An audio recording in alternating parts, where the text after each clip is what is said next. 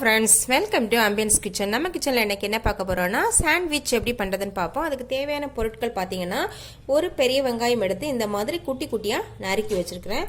அப்புறம் பாத்தீங்கன்னா தக்காளி 2 மீடியம் சைஸ் தக்காளி இந்த மாதிரி குட்டி குட்டியா நறுக்கி வச்சது.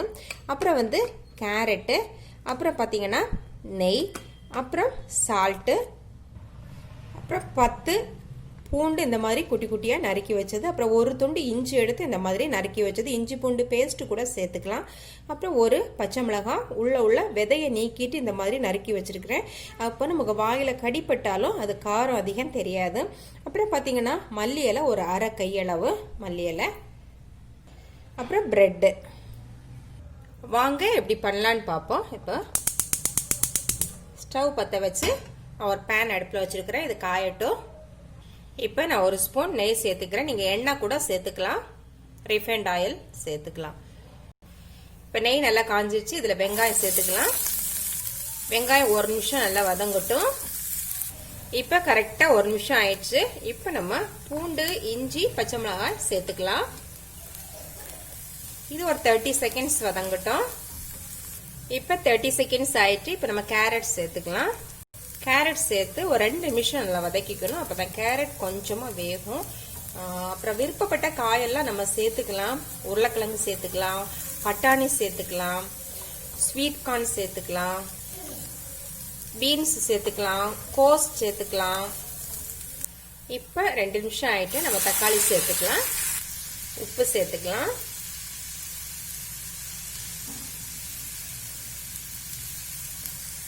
இப்போ ஒரு நிமிஷம் நல்லா இதை வதக்கி விட்டுக்கலாம்.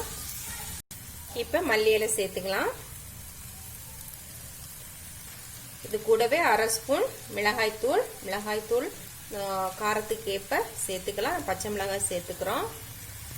அரை spoon garam masala, chat masala 1/4 spoon. இது ஆப்ஷன் தான். நல்லா கலந்து விட்டுட்டு ஒரு 30 செகண்ட்ஸ் வச்சுட்டு ஸ்டவ் ஆஃப் பண்ணிக்கலாம். இப்போ பிரெட்டுக்குள்ளே நம்ம இந்த மசாலா கலவையை வச்சுக்கலாம்.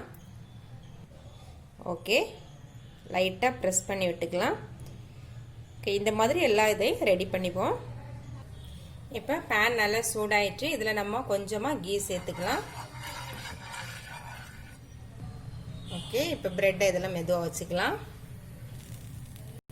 ஓகே, பிரெட்டுக்கு மேலே கொஞ்சமாக கீ தடவிக்கலாம். இப்போ நம்ம திருப்பி விட்டுக்கலாம்.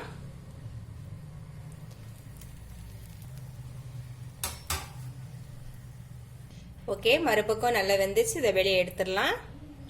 ஓகே ஃப்ரெண்ட்ஸ், நம்ம பிரெட் சாண்ட்விச் சூப்பராக சுவையாக ரெடி ஆயிடுச்சு. பார்த்தீங்கன்னா நம்ம எடுக்கும்போது கிறிஸ்பியாக இருந்த மாதிரி இருக்கும். கொஞ்சம் ஆறுனதும் இந்த மாதிரி நல்லா சாஃப்ட் ஆகும். சாப்பிட்றதுக்கு ரொம்ப டேஸ்ட்டாக இருக்கும். அதே டைம் ரொம்ப ஹெல்த்தியான ஒரு ரெசிபி. இந்த ரெசிபி உங்களுக்கு பிடிச்சிருந்தா ஆம்பியன்ஸ் கிச்சனை சப்ஸ்கிரைப் பண்ணுங்கள், லைக் பண்ணுங்கள், ஷேர் பண்ணுங்கள், கமெண்ட் பண்ணுங்கள். தேங்க்யூ.